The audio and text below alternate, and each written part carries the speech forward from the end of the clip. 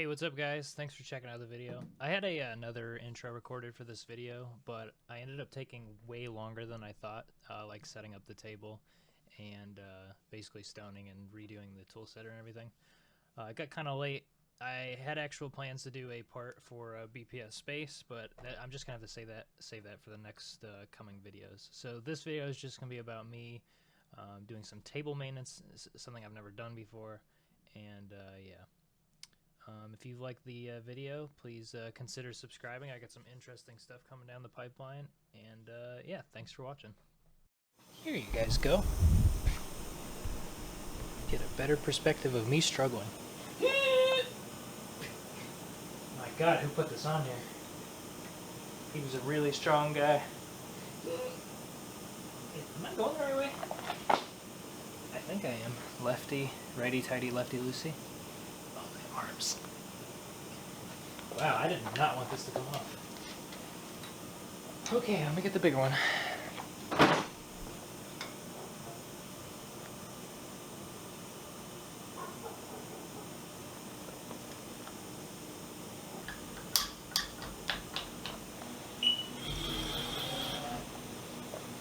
Come to Papa.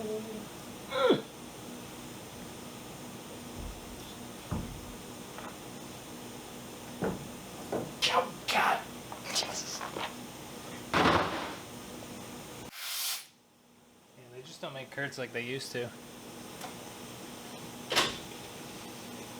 I heard they won overseas. That's the word on the block. Yo, God. Okay, so here's where we're at.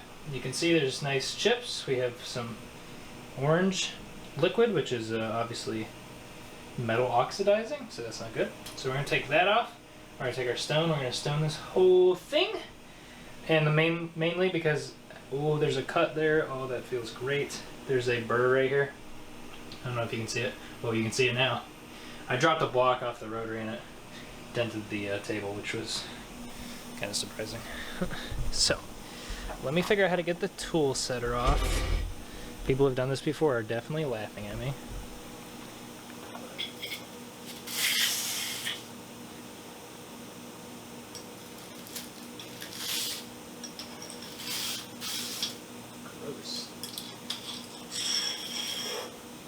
Okay, my guess is you loosen the screw that's in the middle, but I'm not too sure. I'm gonna Google it. Okay, per the internet, it's these screws. Hold on, I'll put you guys on the table. You get the real in the side look, you know, in the machine look. All right, apparently, I think it was these four strange looking ones, and that should separate it from the body. I guess that'll have to do. So this should separate the black part from the body there.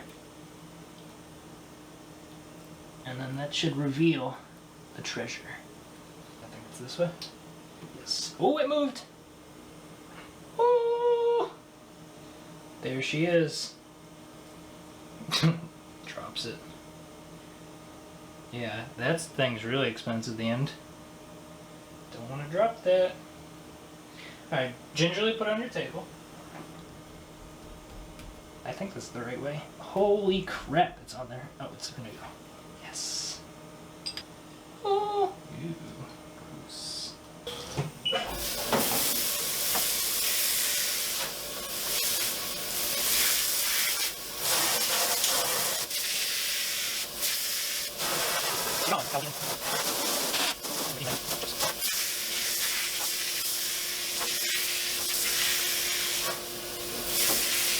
Now we'll dry the table off. You can kind of see, you can definitely see, it's funny like what just metal sitting on the table does to the table. So the rotary was there, two vices were there for not very long, and obviously the tool setter. Yeah. I'm not sure what to call this actual effect, or water doesn't want to pool on that, but it has something to do with the table maybe not being flat anymore? I'm not too sure. So, but like I said, the reason we're going to stone it is because of that divot there. And yeah, people are probably going to eat me alive in the comments for stoning because I don't know how to, I've never done it, so I'm probably going to do something wrong. So that's where the flaming is going to come from. But guess what? That's how you learn. Alright, cool. And we're going to take our WD-40. I like to buy it in liquid form because buying it in the aerosol form is a like huge ripoff. I just bought like a gallon at Harbor Freight for like 20 bucks. Worth the money in my opinion. Make sure to shake it if you buy it in the liquid form before you use it. Because it's like not really mixed, I guess. And that's probably overkill.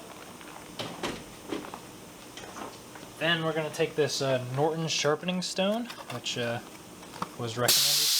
Wow, that was rude. It was recommended to me by you know, some people who sort of know what they're doing. So that means, you know, should be okay. All right, and I guess wow, there's sand on it. That's weird. So I guess here's the coarse side, and here's the fine side.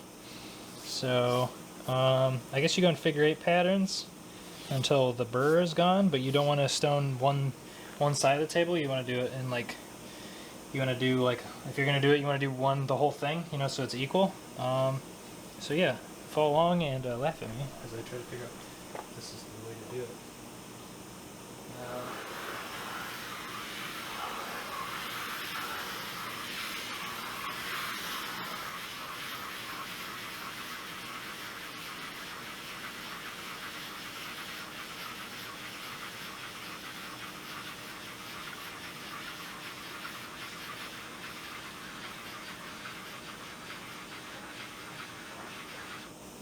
I kind of forgot halfway through there what a figure 8 looked like.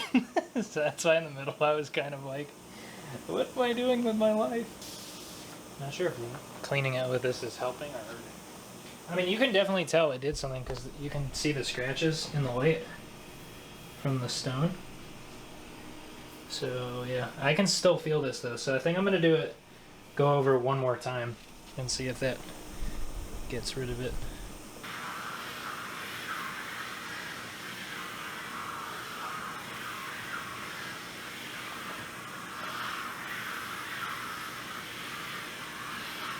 Well, it's better. So I think what I'll do, instead of cleaning off, I'll just make sure this thing doesn't have anything weird on it, and just do that again.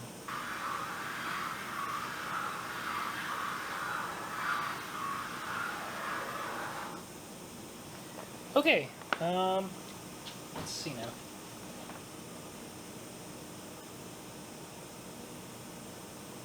I mean, I can barely feel it, but I don't know if that's like good enough, you know? Alright, let's do one pass with the fine side, and then I think we'll call it good.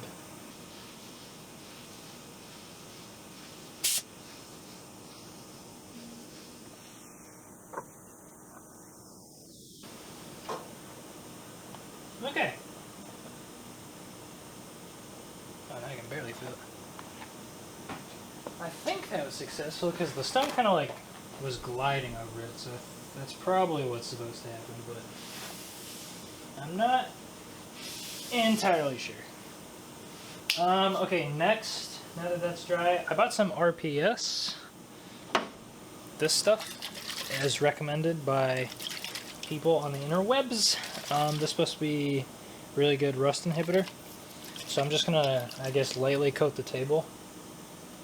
And yeah, that's my game plan. That's what I'm gonna do. So, looks like stoning it seemed to get rid of a lot of those watermarks. I mean, you can still see them obviously, and watermarks are pretty normal. But I think it worked. I think I did it sort of correct, sort of not really. Who knows? And I don't know what the consistency of this, so I'm gonna do a test shoot. Okay, it's like liquid. Probably don't need to go crazy. That's probably crazy. That smells like a PB Blast, kind of. Not as strong. If you guys have ever used that. Okay, let's turn you guys around. Now we'll do the vices. just a quick little look at. Yeah, these are Kurt Weiss's, the X6s. It's funny, this one says USA on it. This one does not. And this one's also, the paint is completely different. The color is much bluer, whereas this one is a lighter blue, if you will, like a sky blue. Yeah, this doesn't look terrible to me. I don't remember which one I pulled off first. I think it was this one. And this one has been on my table longer, so it has a little bit darker water spots on here. Yeah, so I guess we'll clean it up, and then I guess what I'll do is feel for burrs, and oh yeah, see there's some scratches here on that one. That's crazy, I don't know where those would come from. I guess we will stone that one. And yeah, so let's clean them up, and then something will happen.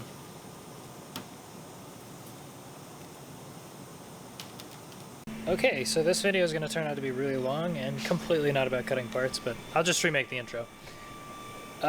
So we're gonna, you saw me do all that cleaning, stone the vices, clean up the OTS, the tool setter.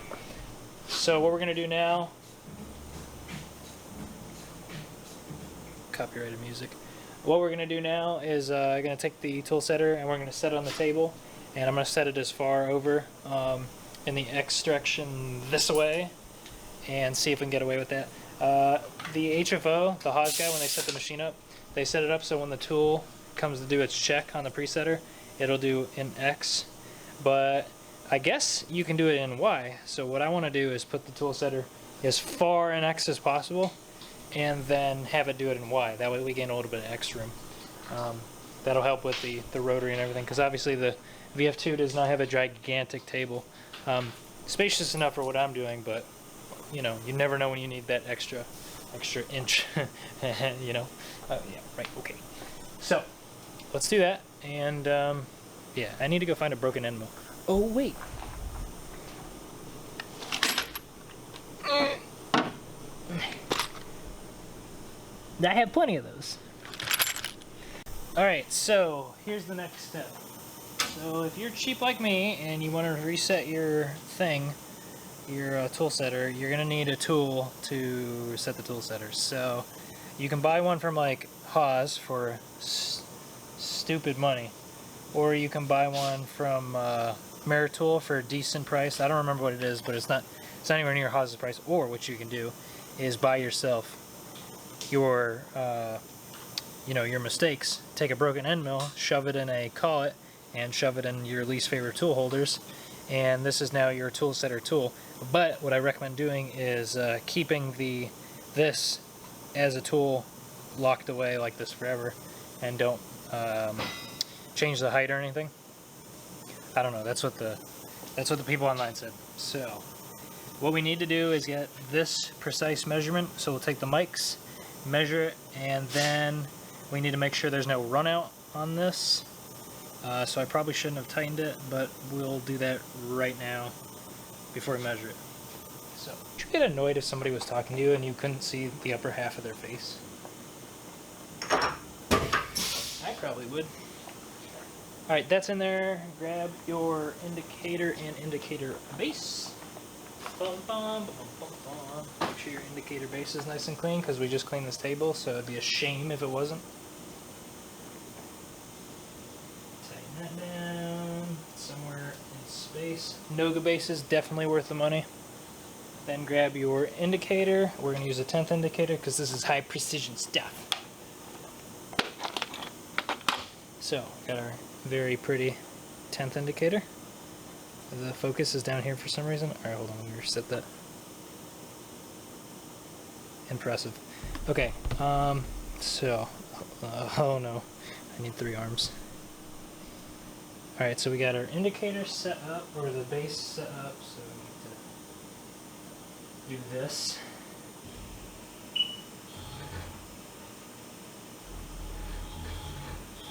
Oh, I have no idea how to rotate the spindle.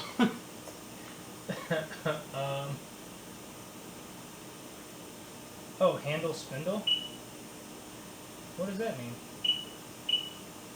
Hold on. What does handle spindle mean?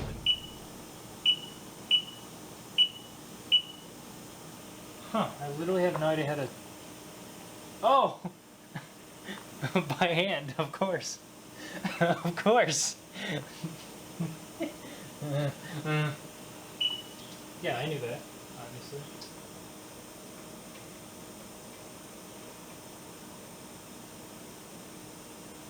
Wow, a whole 4/10. That's awful. Okay, I'm not entirely sure now what to do. I think you're supposed to hit it.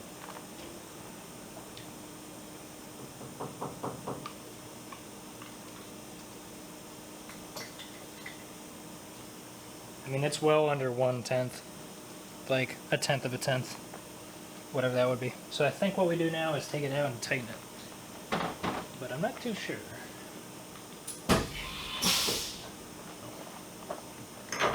It just needs to not move ever. It caused it to, not be concentric anymore. Oh, now of course that it's not tight. It is concentric. This is a strange, I don't know what you call it, phenomenon. That's not really what it is, but it is quite strange that... Alright, I'm just going to give it a nice gentle... Just a nice gentle snug, now we'll see. Okay, that's good. It's under a tenth, under half a tenth. So we're good. Good job, boys. Okay, take your thing, slide it on there like that. Cool. We're going to move that directly under the spindle. So we're going to do one of these. And I think what we're going to do is take the printer shot body, try not to drop it. Cool. Alright, next I'm going to have to YouTube what to do next, and then I'll YouTube it back to you guys. Okay, I think I got it. So we tightened her up, and let's see. Now we're going to do our adjustments, X and Y, and set this bad boy to 0. That's what I'm talking about.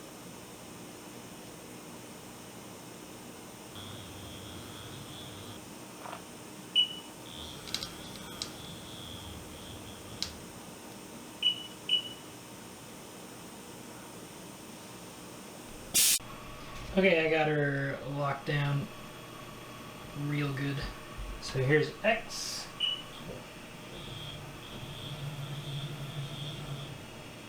Very nice. Alright, here's Y.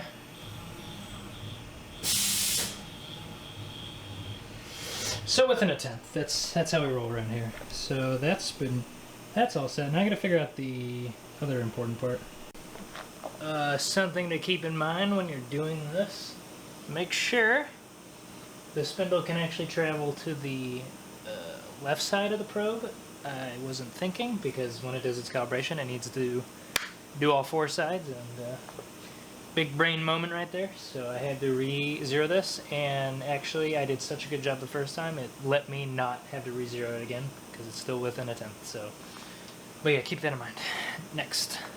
Okay, now supposedly you're supposed to get the length of the, of your homemade tool from the nose of the spindle face, whatever you want to call it, to the tip. Let's grab something precision, like a measuring tape. Now supposedly this measurement's not that important, but I don't believe it. Alright, we're going to go with 3.7.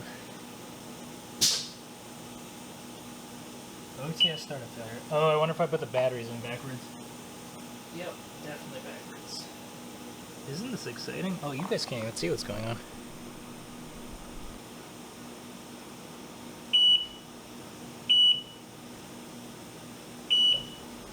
Okay, now what we're going to do is we're going to check the spindle probe. So now we're going to keep this tool on the shelf forever. Okay. Now we're going to check the run out on this thing, because the HFO guys are always in a rush, so I'm curious to see if it's actually set correctly.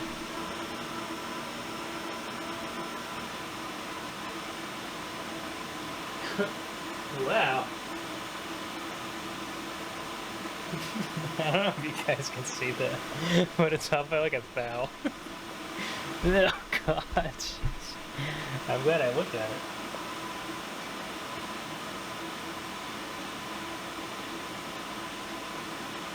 Oh, this is gonna suck. Mother of God, I think I've been here for 45 minutes. Oh, my neck hurts. Okay, so I got it spinning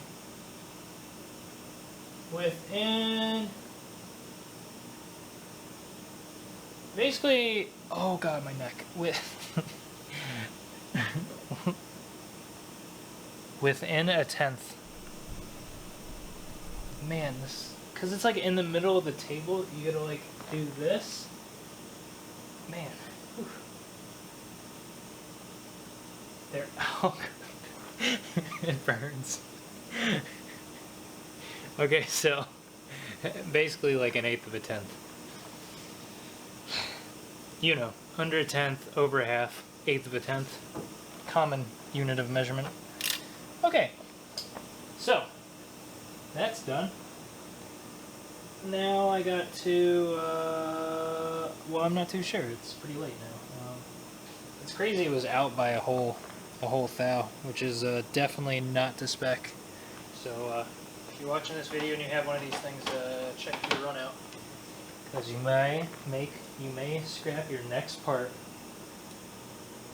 Probably not, but just as a word of caution.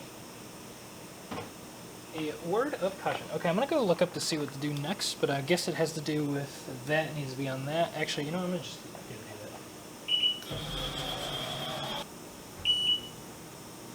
that. Okay. Alright, now we're gonna remeasure every single tool we have.